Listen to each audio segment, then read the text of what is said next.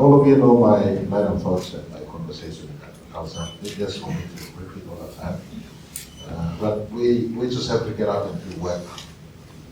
I think we've had so much sessions like this. Now, the new person in the last 18 months is really the Honorable John Boito. All of us are not new to these conversations. For me, going 5 years now, I just don't want to continue to talk in these conversations. Let's get out there and achieve our goals. May this be our last talk, in fact. The next time I want results posted up on the board. 2018 statistics and what's 2023 statistics.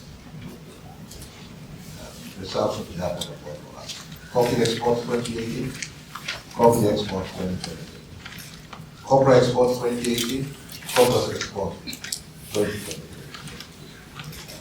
Cacao export 2018, cacao export 2023.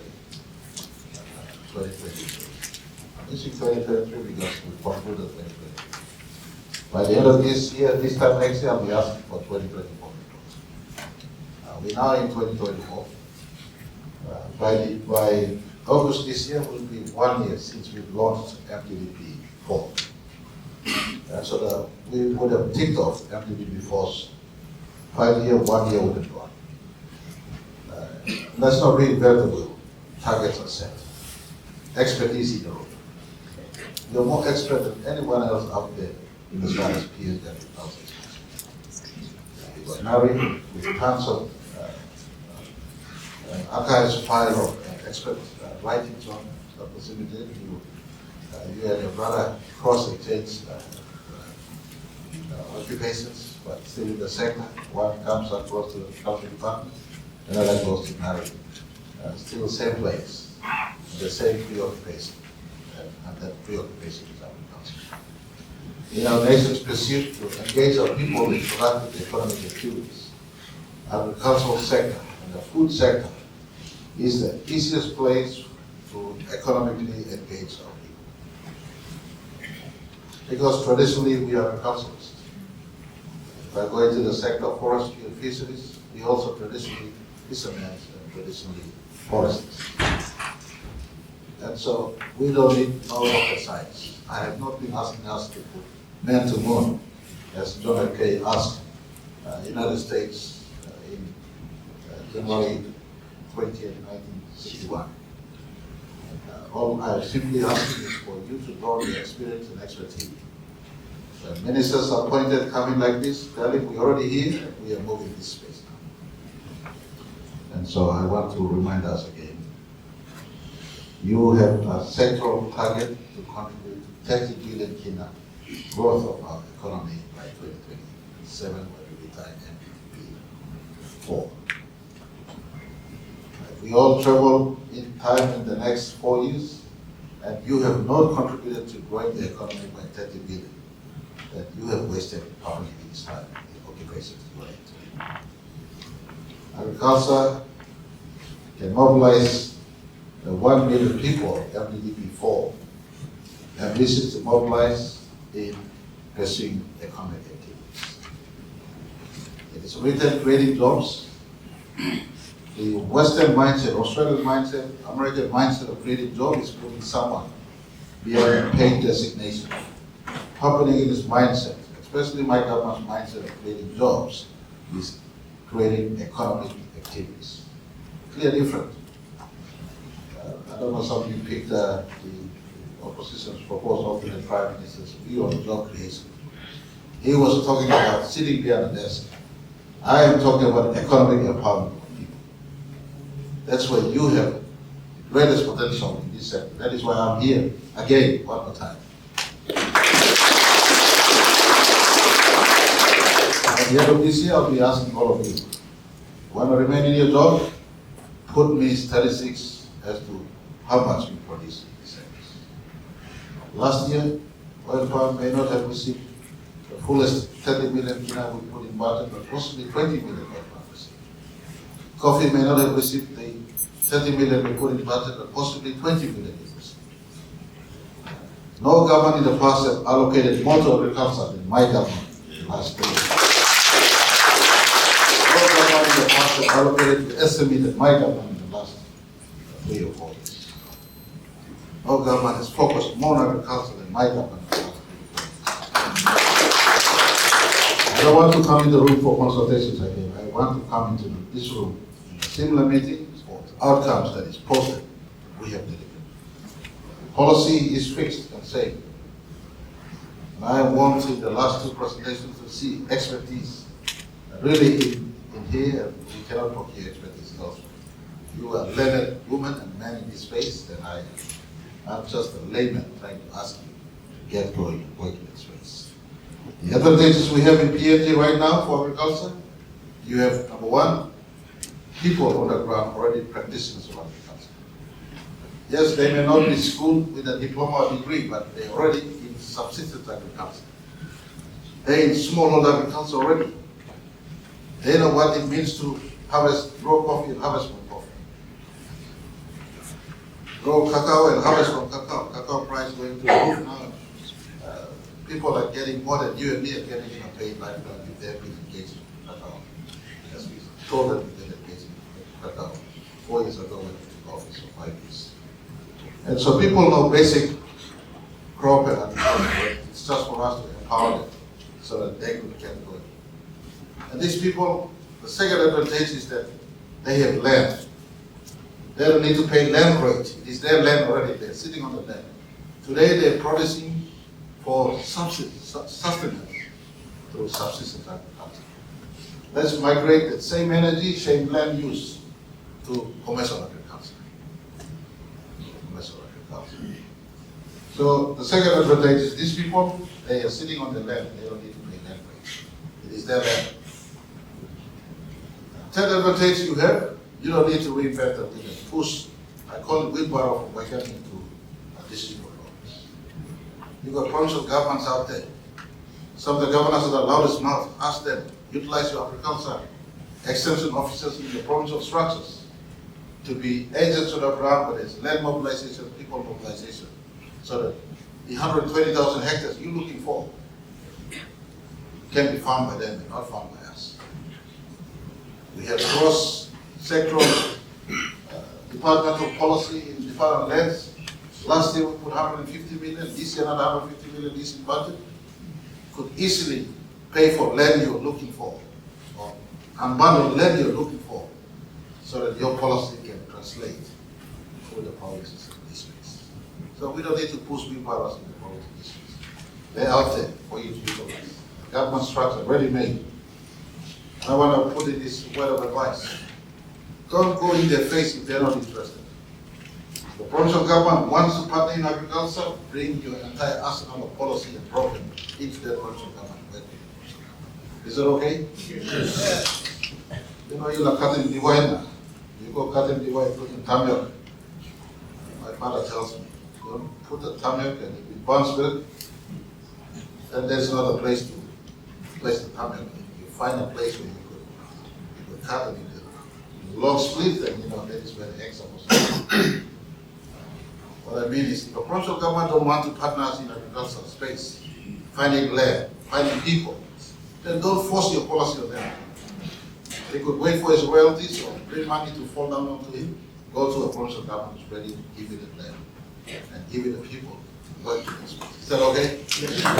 So don't force it to them. Send the word out to all provincial administrations. You have facilities and programs and expertise and technology mobilized. And a willing provincial government out there wants to partner you, go and work with them. The fourth advantage you have is you have a national government that is already showing major interest in the sector. National government's interest in the sector is simple. Export focus, where we could be adding for export. Import replacement, where we could incubate local business. Replacing all this that we are importing. And thirdly, empowering people to participate. Our focus is to get 1 million people employed or economically engaged. That is where our interest is, and so you have national government interest. So all your stars are aligned today. Resource should not be an issue. You hold the policy and allow the private sector to come into this space.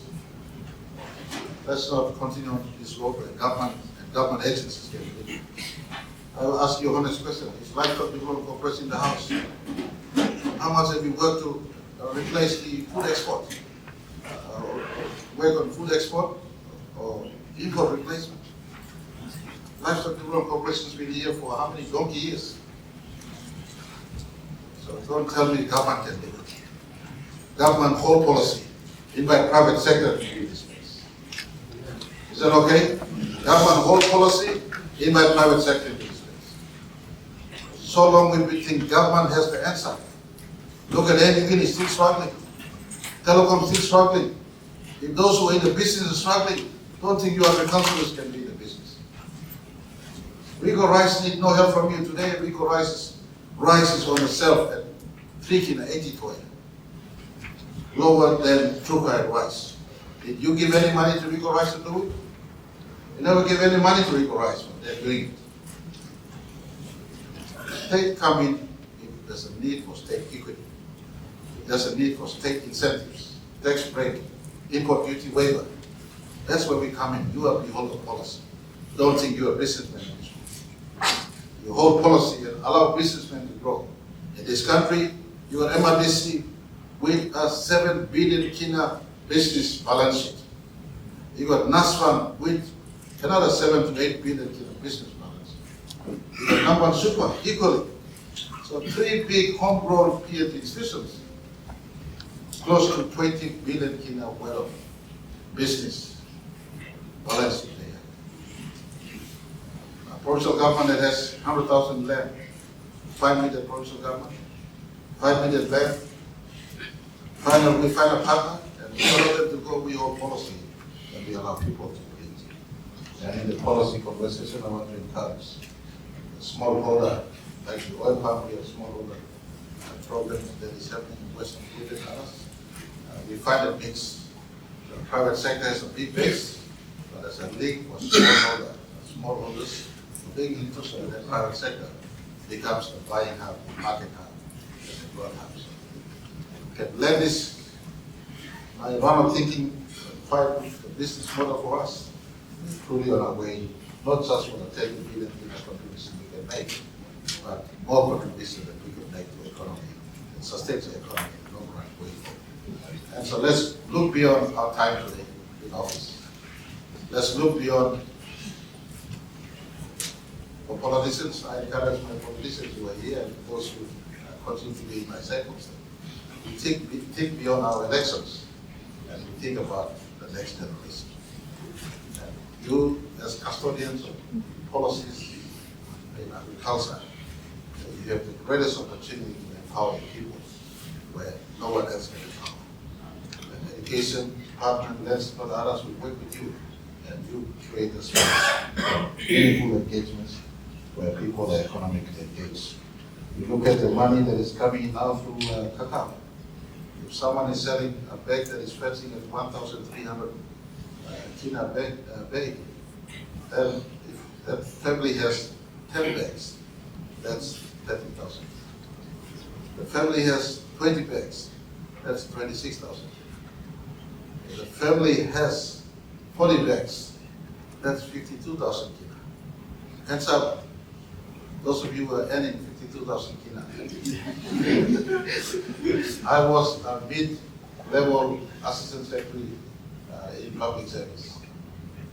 My salary wasn't 52,000 kina a year. At the time, my salary was still under 35,000 kina a year. And so they, our people had opportunity to make more in their own setting, land rate free, water rate free, they put solar on top of their roofs, electricity bill free, they earning money in their own land, empowered as citizens of our country. And if you and me can contribute with replacing imported rice, replacing imported beef, etc., then we are truly on our way to a good country. So I want all of you to think beyond your pay package, think beyond the designations that you want to occupy in the Agriculture Department and the offices. Think about where you and me input play can contribute to a better PNG. Thank you very much. I look forward to your outcome. Today the meeting has been called by your ministers, and I want to thank Minister Boito's leadership. It could have been easily coffee minister.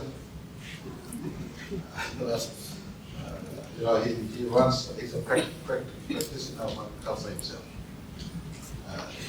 I am also looking forward to getting my hand dirty to agriculture myself, just to teach proper ignorance. I'm looking for a little club to get engaged in agriculture, to teach proper ignorance. You can make money in the sector, just looking for coffee. And so he believes in agriculture. Minister Maneke believes in agriculture. He's more expert in the oil palm than we are. So if you're in the oil palm space, don't go to him to lecture in oil palm. He knows more about oil palm than you know. Thanks so much for welcome today. And I thank you all for your motivation to sit here. You have confidence knowing you have enough expertise. Let's move beyond our academic expertise and get the practical results from people. God bless everyone. Thank you.